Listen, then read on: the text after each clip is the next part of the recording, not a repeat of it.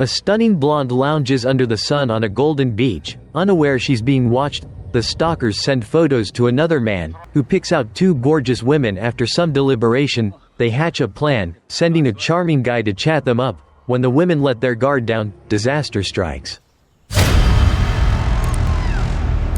The girls are kidnapped and locked in a cage with other victims. What horrors await them, and can they survive to escape? Just hours earlier, Carla and her best friend Tamsin arrived at a seaside villa for a vacation. They had no idea the area was a hub for a human trafficking ring targeting beautiful, alluring women. High-quality merchandise means big money for the ringleader and his cronies. The victims are stuffed into containers and shipped to a distant location. With a 3-day deadline for the deal, the boss warns his men to leave no trace. Meanwhile, the girls, oblivious to the danger, enjoy the beach. Carla and Tamsin catch the trafficker's eye. The ringleader, thrilled with their photos, orders his men to set a trap. Leonard, the guy they send, tries to charm the girls, but they stay cautious and don't take the bait right away. Undeterred, Leonard tails them, locates their villa, and reports back. That night, Carla calls her mom, chatting about her day. Her mom, worried, urges her to stay safe. Moments later, there's a knock at the door. Carla hangs up, opens it, and is immediately drugged. Tamsin, listening to music, notices Carla's absence and goes to check, only to be knocked out cold. The traffickers speed through the desert, with Carla and Tamsin locked in the trunk. Leonard, showing a flicker of conscience, asks what'll happen to the girls. The traffickers shrug, saying they don't know or care, as long as the money rolls in. They tell him to stop overthinking. Carla and Tamsin are brought before the ringleader, who inspects them before locking them in a basement with other victims. Terrified, the girls fall silent. Carla asks the guards about Tamsin, learning she's been taken to another room for the boss to inspect. Carla still doesn't grasp why they're here. We're going to be sex slaves. Some victims know the grim truth. Another girl is dragged in for the boss's inspection. He hands Leonard a stack of cash, promising the rest later that night. On their way back, the traffickers are stopped by police. One thug wields a dagger, while Leonard hides under a tarp. The cops demand to check the trunk, spotting a girl inside, but before they can act, one officer is stabbed, and another's neck is snapped. The traffickers grab a gun, and Leonard, while they dispose of the bodies, swipes a few phones.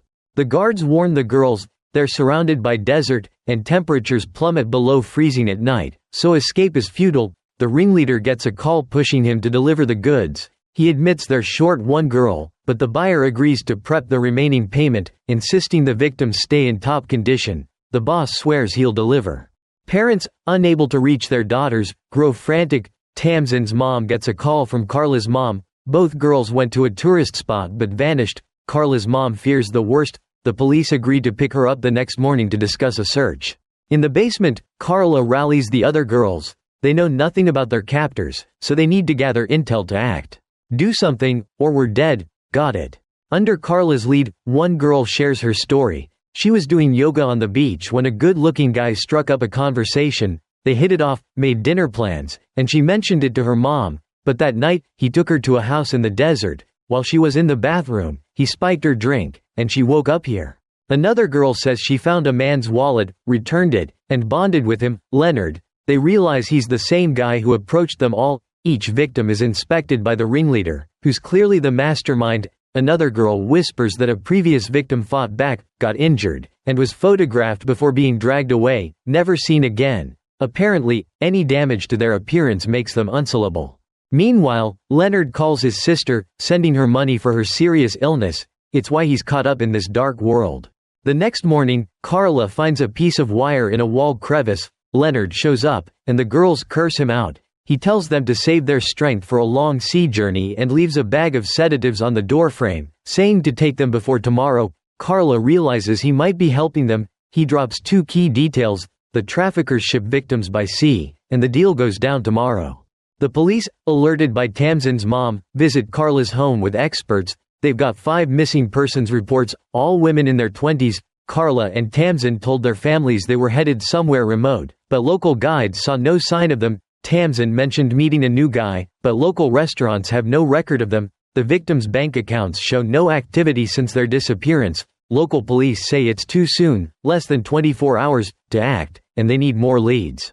The police captain orders a new round of investigations. Unbeknownst to them, the victims are plotting their own rescue. After intense discussion, Carla and the girls devise a perfect plan. The ringleader brings a drugged drink to Tamsin. She pretends to sip, then spits it out when he unties her, smashing a bottle over his head and bolting. He sends his goons after her. Carla, watching through a crack, sees it all. Lucy flirts with two guards, offering them beer to lower their defenses. Another girl joins in, kneeling to play along. Sensing the guards are hooked, a girl suggests turning the camera away to avoid the boss's suspicion. They do it just in time. As the guards grab the beers, the ringleader notices the camera feed go black and radios his men. Luckily, the girls spike the beer with sedatives, so the boss drops his suspicions and resets the camera. Meanwhile, police reassure Carla's mom, saying the kidnappers likely know she's wealthy and won't harm the girls, expecting a ransom call soon. But some officers disagree, noting that if money was the motive, the call would have come already. They suspect the kidnappers don't know how rich Carla's family is. Back at the hideout, one guard starts succumbing to the sedative, but the others still alert. Carla hatches a plan. She has Lucy hit her, staging a fight to avoid damaging the merchandise. The guard steps in to stop it, and a girl strangles him with wire until he passes out. The girls bolt, grabbing anything usable as a weapon, but the cameras catch it all, and the ringleader, spotting the escape, orders a chase. A few girls make it out first, but one, in a panic, trips and impales herself on a metal rod. Carla, Lucy, and another girl scale a wall and flee into the desert. They run for their lives, but the traffickers are faster. One takes a shortcut, catching the third girl. Despite her fierce resistance, biting off his finger, he snaps and beats her to death. Carla tells Lucy to split up to boost their chances. They dart into mountain crevices, losing their pursuers, who return to their vehicles to hunt them down. Carla, exhausted, spots a house and pounds on the door for help. No answer. She smashes the door with a rock, cutting her nail but ignoring the pain. Checking the locks, she accidentally trips an alarm, alerting the ringleader. He realizes someone's hiding there and sends his men. Carla, unaware, searches for food and water. Lucy reaches a dilapidated shack, finding only a homeless man, no food, water, or phone. She keeps running. Meanwhile, Tamsin's chased by a car. Sprinting desperately, she slips, and a dry branch pierces her body. The trafficker curses, seeing she's unsellable now, and reports to the boss, who orders him to hunt the others. Tamsin, fighting the pain, yanks out the branch, stands, and smashes a rock into her pursuer's head. In the house, Carla finds a woman's purse, recalling Lucy's story about Leonard taking her to a similar place. Spotting a camera, she senses danger. Grabbing a knife and food, she hears a car outside and hides. A trafficker enters, but Carla slips out, dropping her food bag in her rush. Outside, another thug waits. She seizes a moment to flee, planning to steal their car, but there's no key. Hiding behind the vehicle, she holds her breath until the men leave. Furious that no one was caught, the ringleader spots Lucy on their way back and chases her. Lucy ducks into a cave but makes a noise grabbing a rock for defense, drawing their attention. A thug pins her down, choking her and trying to assault her. Carla slashes his throat, and Lucy stabs him. Panicked but determined, Carla pulls Lucy to safety. The other trafficker, finding his partner dead, curses and pursues them with binoculars. Police discover a voicemail on a victim's phone, accessed during the earlier car check when Leonard used it. Tracing the signal to a desert, they order a search of the route. The ringleader, sensing something's off, reviews the cameras and spots Leonard's betrayal. He left shortly before the girls escaped, tying him to the breakout. Meanwhile, Lucy wants to keep running, but Carla refuses, determined to return to the villa. When Lucy asks why, Carla shares that her sister drowned as a child. She ran for help but couldn't save her, a trauma that haunts her.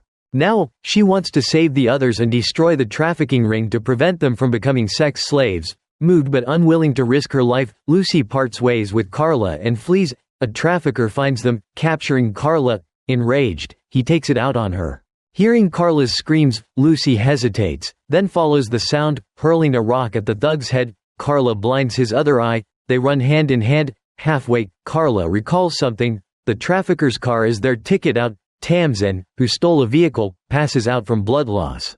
The ringleader summons Leonard, showing him the video of his betrayal. He slams Leonard's head on a table, drags him to the desert, and shoots him. Assuming he's dead, the boss leaves. Leonard, barely alive, crawls to a car, finding Tamsin dead in the driver's seat. Overwhelmed by guilt, he grabs a radio and drives to find Carla and Lucy.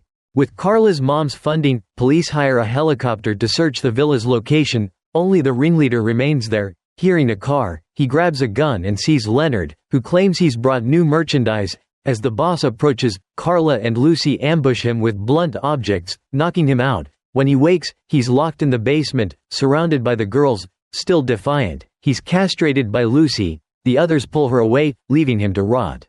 The helicopter arrives. The mothers weep with relief seeing their daughters alive. For a moment, Carla sees her sister, free from the river that took her. That's the full story of Escape 2023. What do you think? Comment 1 if you loved it, 2 if it's just okay. Thanks for reading. See you next time.